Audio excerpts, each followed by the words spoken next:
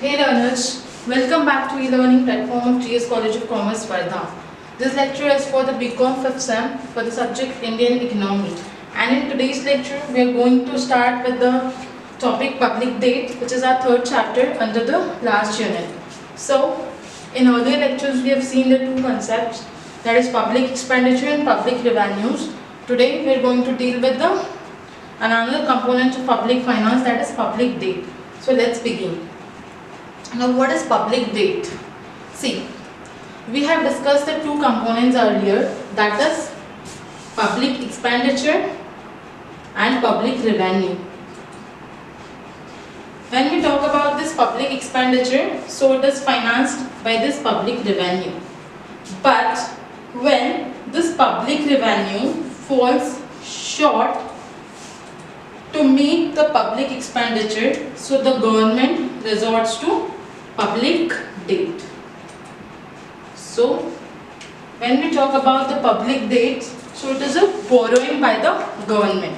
Like public expenditure is the expenditure of the public authorities, public revenue is the revenue of public authority, and this public revenue is used by public authority to meet the public expenditure.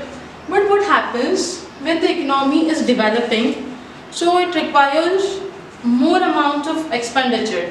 It is required to make a huge amount of expenditure for meeting with its developmental needs. And in such case, what happens? This public revenue falls short to meet this public expenditure, and in such cases, the government resorts to the public debt for meeting the need of this public expenditure. Now, we will see the meaning. It denotes borrowing by the government. As we have seen, public debt is a borrowing by the public authority. But now the question is, from where does the public authority borrow? So it's borrowing by the government from people.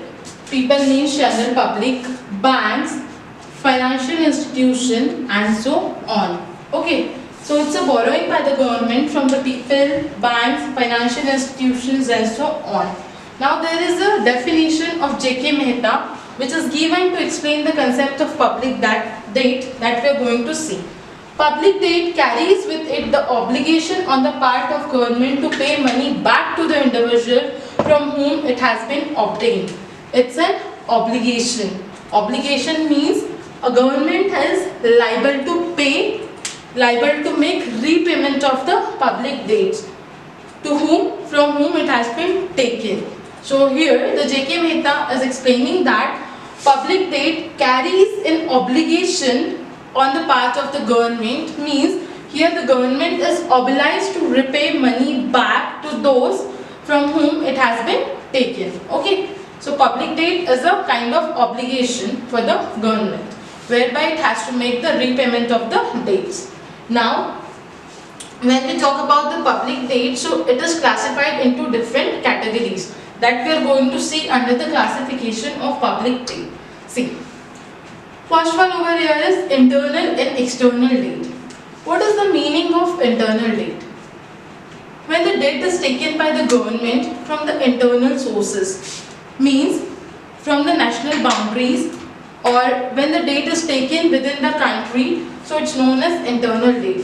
Like if the government is borrowing from the citizens of its own country, or the banks or the financial institutions situated in India, or the government or the banks, central bank, so it's known as internal debt. But if the government is borrowing from the foreign governments, if it's borrowing from the international institutions like IMF, IRDB, that is IRDB or World Bank, so it becomes external debt. Okay.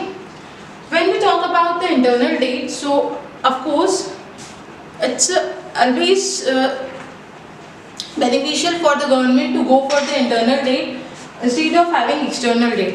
Why it is so? Because when you are taking external debt, so of course the value of your currency will decline, because when you are going to pay interest, when you are going to repay the principal amount, so of course the demand for the currency of other country will increase, and the supply of currency of your country will supply of currency of your country will increase. So due to this imbalance between the demand and supply, the value of your currency will decline. So therefore, when we talk about when we see from the point of view of benefit, so of course internal debt is always more feasible than the external debt. The second category over here is short term and long term loans. When the loan is taken for the period of less than 1 year, so it's known as short term loan. It's generally taken by government by issuing treasury bills, etc., which are having the less maturity period. Like treasury bill is having the maturity period of 90 days and not more than that. Okay. And it's generally used for the purpose of financing budget gap, etc., for non-developmental purpose. When we talk about the long-term dates, long-term loans, so it is generally taken for the long period of time, 5 years or more. And these long-term loans are generally utilized for creating some asset in the country for some project which will yield government to the country. So again, there are two classifications, that is short-term and long-term public debt. When it is taken for the period of 1 year or less than 1 year, it's known as short-term public debt. When it's taken for the period more than 1 year, 5 years or more than it, so it's known as long-term public debt. The next one is funded and unfunded debts. Now what is meant by the funded debts? See, you have taken a debt, now you have to repay the debt. Means when the government has taken a debt, it has to repay it. So for repaying this debt, when the fund is being created, when a fund is being created for making the repayment of debt and for making the payment of interest amount on that debt, so it is known as funded debt. It's generally taken for the long period of time and therefore a fund is made for the repayment of this debt. And the amount which is taken from this funded debt is generally used for the productive purposes, which can yield some income to the government, so that fund can be created out of that income for the repayment of such debts. Okay. The next one is unfunded debts. When we talk about the unfunded debts, so it is generally taken for the short period of time and the government doesn't need to create any funds for making the repayment of these debts. These are generally repaid from the public revenues. Okay. So this the amount which is taken by unfunded debts is generally not used for creation of some asset or for some productive use. It's generally used for the short-term purpose like filling budget gap, etc. The next one is voluntary and compulsory debts. See, government debts are generally voluntary in nature. Now what is meant by the voluntary public debt? When the government is issuing some securities and public is willingly and freely subscribing those securities, public is ready to subscribe to those securities without any pressure, without any coercion. So in such case, the debt which is incurred by government would be known as voluntary debt. Now the next thing is compulsory debt.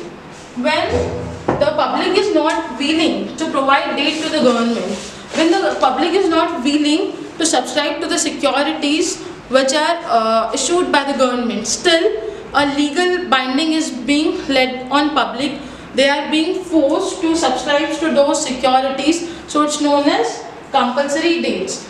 Compulsory debts is taken very rarely and at the time of very extreme events, like when the government is not having sufficient amount and there is some miserable situation like war or natural calamities. So to cope up with the need of finance in such situation, these compulsory debts are incurred.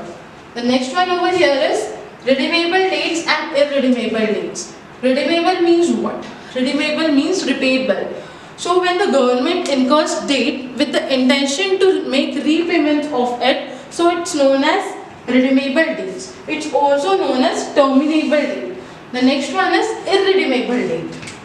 What is mean by irredeemable? Irredeemable means where the repayment is not made. So when the government takes debt for the long duration and it is not intended to make the repayment of such date, so it is known as irredeemable dates. But in case of irredeemable dates, there is one thing for sure, that interest on such date is being repaid by the government. Okay. So irredeemable dates are also known as perpetual dates, means continuous dates, whereby the interest is being repaid by the government but the principal amount is not being repaid. Okay, the next one is productive dates and unproductive dates. What is meant by the productive dates? When the amount which is incurred by government in the form of date is being utilized for some productive purpose, like building of rails, roads, or it's being used for some power project or irrigation project. So what will happen when the amount would be used for all these purposes? It will yield back some revenue or income to the government. Yield some revenue or income to the government.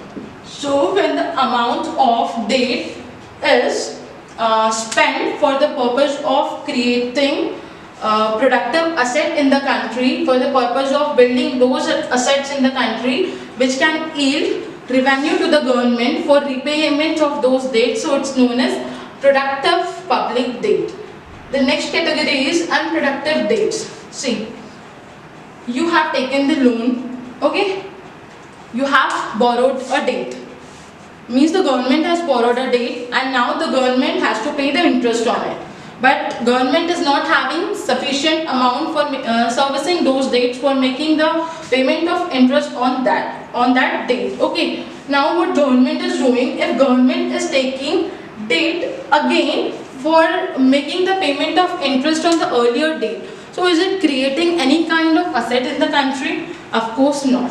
It's a unproductive expenditure. Okay, if the government is taking debt to finance the war or to provide the relief work in case of natural calamities, so will it yield some income to the government? Will it create any assets in the economy? Of course not. So when the debt is taken for meeting such expenditure like financing the war, repayment of loans and the interest, or the repayment of loans and the interest, so such dates are known as unproductive dates because it doesn't yield any revenue to the government, and at the same time it does not create any kind of asset in the economy.